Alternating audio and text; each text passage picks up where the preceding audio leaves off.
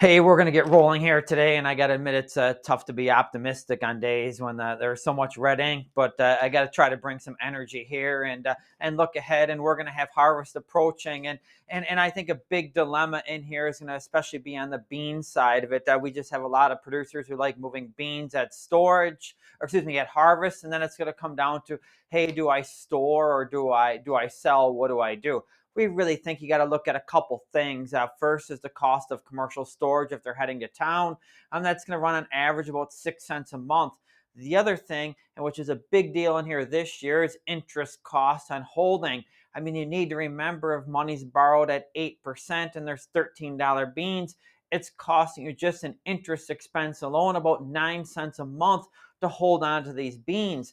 So when we look at a total storage cost, if you're putting these things in commercial storage, it can easily run 15 cents a month in here on the soybean side of it. That's why here yesterday, we recommended let's make another 10% sale. And the reason why is we're just afraid this market can soften up a little bit more.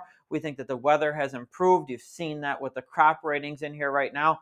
And looking at this November bean chart, we believe it is very vulnerable. That red line on the bottom is a contract low close set back at the end of May at 1146 and a half.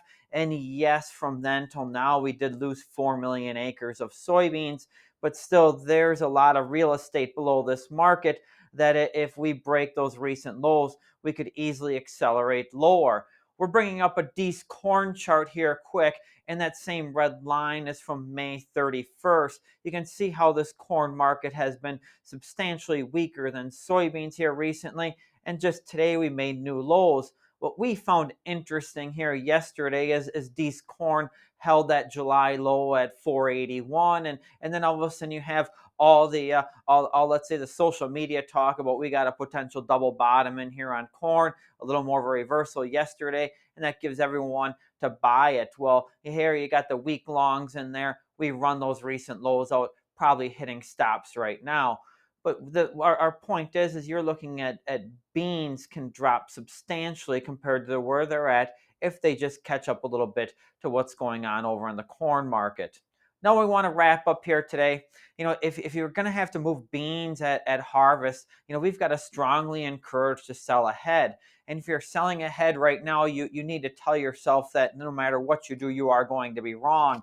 If you sell some ahead and the market went down, you obviously didn't do enough. If you sell some ahead and the market went up, you're going to say, well, I should have waited. Our bias is this 13.10 bean price is still fairly solid.